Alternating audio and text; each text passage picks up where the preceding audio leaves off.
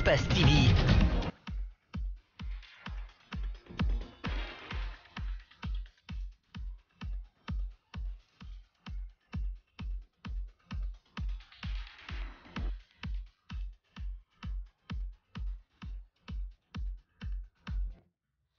Merci d'être des nôtres au 19h45. Bonsoir et bienvenue au sommaire de cette édition.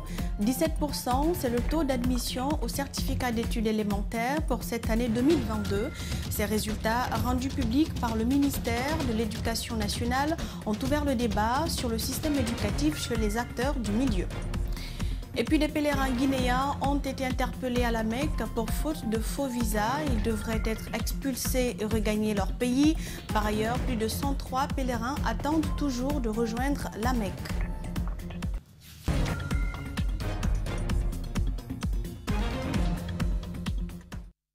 Bienvenue à tous. 17%, c'est le taux de réussite à l'examen d'entrée en 7e année, session 2022 sur toute l'étendue du territoire national. Les résultats ont été rendus publics cet après-midi. Dans la foulée, une de nos équipes s'est rendue dans un établissement pour assister à ces moments de joie pour certains et de peine pour d'autres. C'est un reportage d'Abdourahmane Sénateur Diallo, Mamadou Malal Baldé et Mohamed Kapelo Silla. Désormais officiel, les résultats du certificat d'études élémentaires sont connus. Contrairement aux années précédentes, le curseur tourne autour de 17%. Nous sommes au groupe scolaire Jean Mermoz. Ici, les élèves viennent au compte-gouttes pour regarder les résultats. Dans le lot des heureux, cette nouvelle collégienne. Je me promène, je fais des va-et-vient parce que je ne sais même pas comment exprimer mes sentiments. Je suis très heureuse comme ça. Après la publication des résultats, il n'y a pas que des heureux, il y a aussi des malheureux. Cet autre élève, à travers l'opérateur téléphonique partenaire du MEPUA, a pour un premier temps reçu le message de félicitations. Mais tout cela n'était qu'illusion. Après vérification dans son école d'origine, elle se rend compte que son nom ne figure pas sur la liste des admis. Je vais redoubler d'efforts. Je vais encore tenter ma chance. Peut-être l'année prochaine, Inch'Allah, Dieu va me le donner, mon examen. L'année à venir, elle va encore emprunter le même chemin de l'école pour encore la 6e année. Elle qui espérait décrocher son examen se retrouve à féliciter les amis et demander à ceux qui ont échoué comme elle de redoubler d'efforts. Ce que j'ai à leur dire, de prendre du courage, d'essayer bien leur ceinture pour l'année prochaine. 17%, un taux satisfaisant pour le directeur communal de l'éducation de Matoto. Au regard du sérieux qui a caractérisé cet examen tout au long du processus, il pense que cela reflète l'image de l'éducation guinéenne.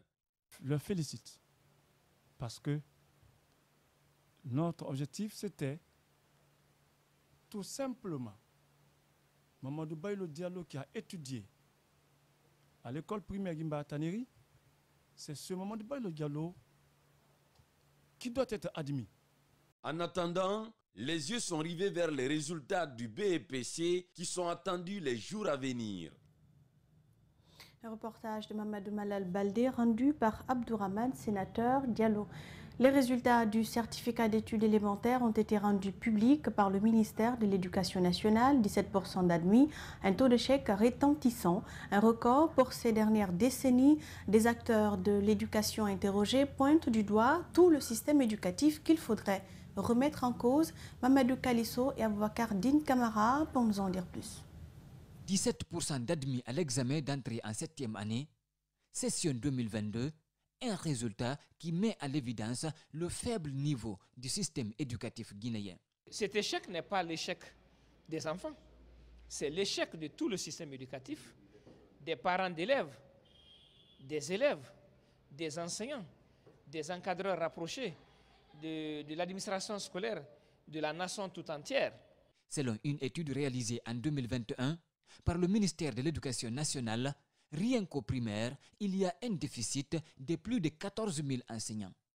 À cela s'ajoute l'effectif pléthorique dans les salles de classe qui découle de l'insuffisance des infrastructures scolaires. Et si nous voulons respecter ce ratio de 40 élèves dans les écoles rurales et 50 élèves dans les écoles urbaines, il nous faut construire 14 206 nouvelles salles de classe. L'ancien ministre de l'Éducation nationale, professeur Banoubari, avait suggéré la suppression de cet examen qui coûte près de 45% du budget dédié aux examens nationaux. Ces montants pourraient être orientés ailleurs, soutient ce syndicaliste. Le budget alloué pour cet examen d'entrée en 7e devrait servir chaque année à la formation des enseignants de l'élémentaire, ce qui pourrait considérablement affecter de façon positive ici la qualification et la qualité de l'enseignement au secondaire. Ces doctorants pointent du doigt le faible taux du budget national alloué à l'éducation. Ils estiment aussi que la prolifération des écoles privées qui ont un caractère commercial et non éducatif n'aide pas à la qualification. Et vous prenez les enseignants, la plupart recrutés dans ces écoles privées, c'est des étudiants en fin de cycle qui n'arrivent pas à trouver leur premier emploi et qui se transforment en enseignants dans les salles de classe pour transmettre un savoir dont eux-mêmes n'ont pas la capacité. Donc c'est vraiment un problème à ce niveau. Ensuite, vous prenez le programme d'enseignement. Vous regardez les programmes d'enseignement de l'école primaire jusqu'à l'université. Pour la plupart, c'est des programmes inadaptés. D'après ces acteurs de l'éducation, c'est tout le système qu'il faut restructurer en appliquant les recommandations des États généraux de l'éducation qui dorment dans les tiroirs. Et puis, autre fait de l'actualité, 2 pèlerins guinéens détenteurs de faux visas ont été interpellés à la Mecque. C'est une information confirmée par le secrétariat général des affaires religieuses. Ils sont détenus et devraient être expulsés. Des poursuites judiciaires ne sont pas à exclure, confie le département. Pendant ce temps, plus de 103 pèlerins attendent toujours de rejoindre la Mecque dans des conditions pénibles au secrétariat. Alseni Bari, Abdoulaye Kamara. Le secrétariat général des affaires religieuses est catégorique. Il n'y a que 2 cas de faux visas qui ont été détectés. Nous avons pu vérifier dans notre système informatique ici. Nous nous sommes rendus compte que les 2 visas ne venaient pas de notre système informatique. Comment est-ce possible qu'il leur a octroyé ces documents? Qui en sont les complices? Des questions auxquelles nous n'aurons pas de réponse parce qu'une enquête déjà ouverte va permettre de situer les responsabilités. Ce qui est sûr, les 2 pèlerins guinéens sont détenus à la Mecque et devraient être expulsés dans les prochains jours. Il faut que l'on engage des poursuites, mais nous verrons dans la mesure du possible l'action qu'il faudra entreprendre. Pour l'instant, nous nous contentons de vérifier et de chercher à comprendre exactement ce qu'il s'est passé. Pendant ce temps, le vol censé être le dernier a bougé de Conakry ce lundi. Sur les 4527 pèlerins, plus de 103 sont toujours bloqués à Conakry. Je viens de l'ambassade d'Arabie Saoudite comme ça.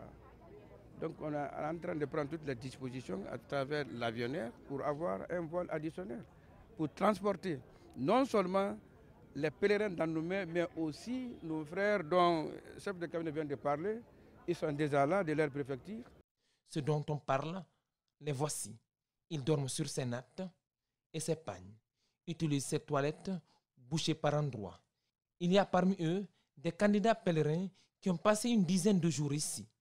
On a demandé à Kindia, au secrétaire affaires religieuses, d'inscrire 30 personnes. Il a inscrit 56 personnes. 56 personnes, imaginez.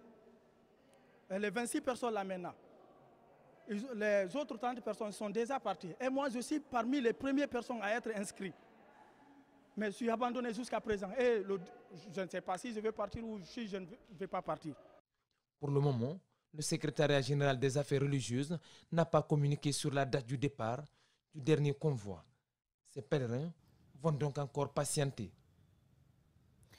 Une légère augmentation du prix de la baguette du pain depuis quelques jours dans plusieurs quartiers de Conakry, alors que le pain est un aliment de grande consommation. Ce matin, notre rédaction est allée à la rencontre du président de l'Union des boulangers, de l'Union nationale des boulangers et pâtissiers de Guinée sur le sujet. Alpha Oumar Sako donne des explications. Suivez-le au micro de Diéné Bemba Koulibaly et Abdoulaye Kamara. Suite à la crise du carburant qui a eu des répercussions sur le panier de la ménagère et sur les affaires, le prix de la baguette du pain aussi connaît une légère augmentation aux grandes dames des consommateurs.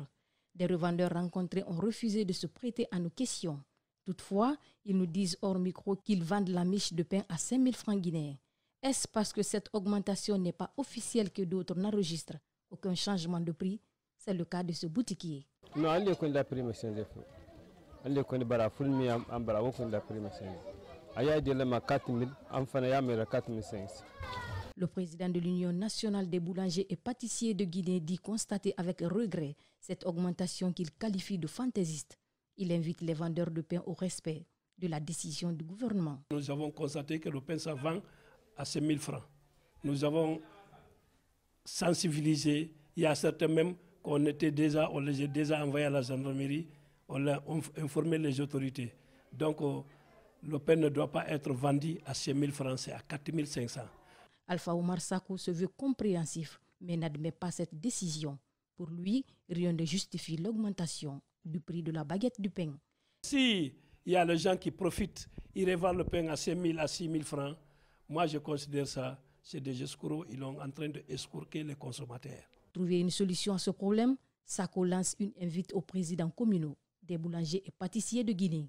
On les a déjà informés, c'est eux qui doivent appliquer dans leur commune, c'est eux qui doivent envoyer leur agent, vérifier le prix du pain. Dès que nous communiquons, on dit que le prix c'est tel, il est là-bas pour ça, dans le commune, le président communal, celui qui doit appliquer le prix sur le terrain. Au dire du patron des boulangers de Guinée, une rencontre sera organisée entre sa corporation et les autorités du commerce dans les prochains jours pour discuter les voies et moyens permettant d'éviter des désagréments. Et comment limiter la consommation du combustible pour baisser l'utilisation du charbon et la coupe du bois dans le pays? Ce sont entre autres questions que beaucoup de femmes au foyer et gérants de restaurants se posent de nos jours. Après moult sensibilisation sur la déforestation et l'utilisation du gaz, elles sont encore nombreuses qui utilisent le charbon de bois à la place du gaz et d'autres par contre utilisent le gaz et apprécient sa rapidité dans la cuisine. Le constat, c'est dans ce reportage de Mohamed Dabalek Touré, Fatoumata Touré et Ibrahima Sori Sengsouma. En Guinée, beaucoup de foyers utilisent principalement le charbon de bois pour la cuisine. Pour certains, la raison est simple. Le pouvoir d'achat ne permet pas d'utiliser le gaz. On n'a pas les moyens à chaque fois de charger la gaz. Donc parfois quand on a beaucoup à cuisiner, on préfère prendre le charbon par rapport au gaz, quoi. Malgré les sensibilisations sur les conséquences de la coupe abusive du bois souvent transformé en charbon, la pratique continue de plus belle. Dans cet entrepôt rempli de charbon, un sac se négocie entre 40 à 50 000 francs guinéens. Ce client, venu s'en procurer, estime que l'utilité du gaz dépasse celui du charbon. Le sac là, on achète ça à 50 000. Les petits là à 40 000 francs. Et puis ça là, dans une semaine, tu as fini de consommer. Et le gaz, ça peut te faire au moins 2 semaines si tu prépares beaucoup. Pour certains citoyens, utiliser le gaz n'est pas seulement pour les familles aisées. Il sensibilise la population à utiliser le gaz pour la sauvegarde de l'écosystème. Vous partez à Dakar, vous partez dans les pays de la sous-région, les gens aujourd'hui ont commencé à utiliser du gaz. Et je pense que ces gens-là ont compris en fait. Ça protège l'environnement, c'est économique, ce n'est pas salissant du tout. Actuellement, le gaz est plus chez nous. Il y a beaucoup plus d'affluence en achat de gaz qu'avant. Parce qu'actuellement, on constate que la case se vide plus rapidement qu'avant. Selon le constat de certains environnementalistes, la coupe abusive du bois utilisé pour la carbonisation accélère les effets du changement climatique, dont la rareté des pluies ou encore les vagues de chaleur de plus en plus. Circuler en Guinée relève d'un parcours de combattants. En cette saison pluvieuse, les grandes pluies ont aggravé l'état de dégradation des routes, rendant difficile la mobilité. Suivez cet élément de reportage de Djibril Ba. À Sangoya, Matoto ou encore à Kénien, la circulation est dense sur ces routes secondaires. Aujourd'hui, le mauvais état de ces infrastructures ne facilite pas la fluidité de la circulation. Conséquence, des embouteillages. Là où nous nous trouvons à Sangoya, après les pluies, les routes deviennent impraticables. Et ça dépend, n'est-ce pas, de la position, n'est-ce pas, du canal qui est là. Parce qu'il y a 3 canaux qui aboutissent au même endroit. Et finalement, l'eau occupe, n'est-ce pas, des choses comme la chaussée. Ensuite, la route est très petite. Les 2 voies, elles sont petites. Fodé Camara est un jeune conducteur de taxi-moto. Lui et ses collègues ont souvent dénoncé l'état de cette route ici à Kenya. Il y a beaucoup de trous ici. Est-ce que vous comprenez? Tout est dégradé. Des fois, quand on prend des clients, si tu ne fais pas attention, des fois, tu vas faire tomber un client à cause de la route. À Conakry, l'État, à travers le ministère en charge des infrastructures et des transports, a certes engagé des travaux de construction et de rénovation des routes secondaires, mais pour cet autre citoyen, c'est un peu comme si rien n'était fait. Les autorités doivent prendre des dispositions pour arranger ces routes secondaires. En attendant de trouver une solution durable, les usagers des routes dégradées de la capitale devront patienter. La Direction nationale des laboratoires a présenté ce mardi les acquis de la biologie médicale de ces dernières années en Guinée. Des acquis notamment en matière de surveillance épidémiologique ont été salués par les acteurs du domaine. Des réflexions ont ensuite été faites pour mieux qualifier le système de laboratoire en Guinée. André Mossimilimono, Aboubakar Keke Bangora. Présenter la politique de biologie médicale en Guinée, la cartographie des laboratoires de biologie médicale et le rôle des laboratoires au système de surveillance épidémiologique sont entre autres objectifs de cette rencontre. Selon la Direction nationale des laboratoires, des avancées sont à noter, surtout ces dernières années, dans la gestion des épidémies qu'a connu le pays. Il était important pour nous que cette journée ait lieu pour qu'on échange à propos des acquis, ces maladies graves, Ebola, bien sûr la Covid-19 que vous connaissez, qui aujourd'hui sont bien managés dans notre pays en termes de biologie. Donc je peux dire que vraiment avec l'appui des partenaires, le système des laboratoires est en train de bouger en Guinée. Cependant, plusieurs défis restent à relever pour rendre encore plus performant le système de laboratoire en Guinée, a reconnu le directeur national des laboratoires. Des défis se posent encore en termes de maintenance des équipements.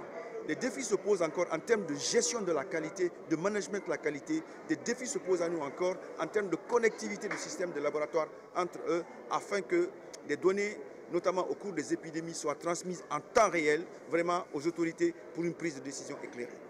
Le gouvernement se réjouit du rôle significatif joué par les laboratoires lors de la résilience contre les épidémies d'Ebola et de Covid-19 en matière de surveillance épidémiologique. Il faut dire que le chemin a été long. Le professeur Diakité, ici présent, en a fait cas. Le professeur Mandiou également. Nous avons connu des épidémies. Dieu merci, la Guinée n'est pas restée en reste. Et grâce surtout à la biologie, nous avons pu faire face à ces différentes épidémies. Et au jour d'aujourd'hui, notre nation est comptée quand même parmi celles avec lesquelles on peut compter en matière de santé, en matière de qualité et de services rendus au niveau des laboratoires. Au sortir de ces échanges, des recommandations seront faites par les acteurs du secteur afin d'apporter une valeur ajoutée aux laboratoires existants dans le pays. Et voilà, c'est la fin de cette édition. Merci à vous pour l'attention et l'intérêt. Les infos reviennent à 22h avec Daouda Mohamed Kamara. Très bonne soirée chez vous en compagnie d'Espace TV.